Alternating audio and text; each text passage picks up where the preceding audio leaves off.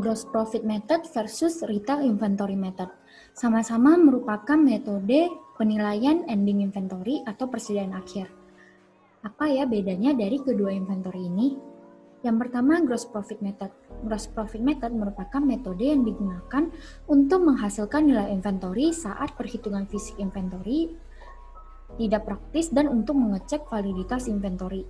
Biasanya, metode ini digunakan oleh perusahaan ketika perusahaan tersebut mengalami kebakaran atau bencana lainnya yang menghancurkan inventory ataupun catatan persediaan. Nah, cara perhitungan ending inventory-nya adalah beginning inventory kita tambah dengan cost of goods purchase yang didapat dari net purchase ditambah freight in sehingga menghasilkan cost of goods available for sales.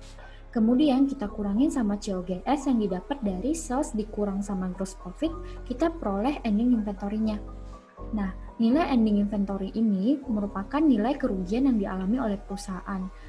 Namun, ketika di soalnya diketahui kalau misalkan ada inventory yang masih selamat saat bencana tersebut terjadi, maka kita harus mengurangi nilai ending inventory ini dengan nilai inventory yang masih selamat untuk mendapatkan total kerugian yang dialami oleh perusahaan tersebut. Kemudian untuk retail inventory method merupakan metode yang digunakan oleh perusahaan retail atau perusahaan eceran untuk mengestimasi nilai inventory. Kapanpun mereka butuhkan karena barang dari perusahaan retail atau perusahaan eceran itu ribuan. Contoh perusahaan retail atau perusahaan eceran seperti Alfamart, Indomaret, Carrefour, sama Walmart. Lalu bagaimana cara menghitung ending inventory-nya? Perhitungannya adalah seperti ini. Jadi ada nilai berdasarkan cost-nya dan nilai berdasarkan retail-nya. Untuk retail inventory method itu ada dua metode. Metode yang pertama itu adalah metode konvensional retail atau LC/NRV method. Nah, untuk mencari cost to retail ratio, dari namanya saja sudah cost to retail. Berarti cost dibagi sama retail kali 100%. Nilainya itu merupakan nilai dari total yang kotak kuning ini, yaitu nilai setelah net markup. Nah, kemudian baru kita bisa mencari ending inventory-nya, yaitu rasio yang kita cari tadi kita kali sama ending inventory at retail-nya. Kemudian untuk metode yang satunya lagi itu namanya cost method. Nah, untuk cost method, rumusnya sama seperti LC/NRV method, hanya saja untuk mencari rasionya, nilai yang dipakai adalah nilai yang total setelah net markdown ini. Untuk ending inventory-nya rumusnya juga sama. Nah, untuk net sales itu berarti sales dikurang sama sales return. Tapi sales discount nggak boleh dikurangin ya dari retail. Kemudian, gue bakalan jelasin beberapa istilah yang ada di perhitungan ending inventory dengan menggunakan retail inventory method ini.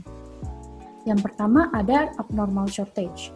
Abnormal shortage itu merupakan kerusakan tapi masih bisa dijual. Jadi inventory tersebut mengalami kerusakan namun hanya kecil. Jadi masih bisa dijual oleh perusahaan.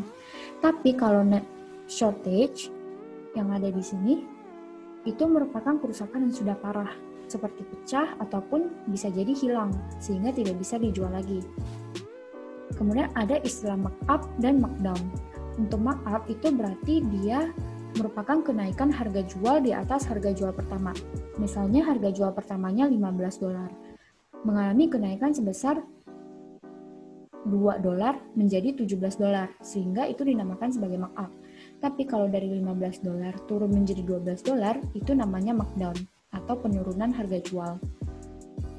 Kemudian ada istilah net markup dan net markdown. Untuk ini hanya dikurang sama markup cancellation maupun markdown cancellation. Untuk istilah ini bakalan gue jelasin lebih lanjut di ilustrasi berikut. Di sini ada original retail sebesar $10. Original retail itu adalah harga mula-mula atau harga jual yang paling pertama. Mengalami kenaikan menjadi $15. Nah, ini namanya markup sebesar $5. Kemudian ketika $15 ini turun menjadi $12, ini namanya markup cancellation. Jadi markupnya mengalami cancellation, di-cancel menjadi $12. Kemudian dari $12 menjadi $10 itu juga namanya markup cancellation sebesar $2. Nah, sekarang kita berada di titik $10. Nah, $10 turun menjadi $7. Itu namanya markdown, bukan markup cancellation lagi. Karena ini tuh $7 itu mengalami penurunan dari harga original retailnya, bukan dari markup-nya. Kalau dia mengalami penurunan dari nilai markup-nya, itu baru namanya markup cancellation. Kemudian dari $7 ini naik lagi harganya menjadi $9.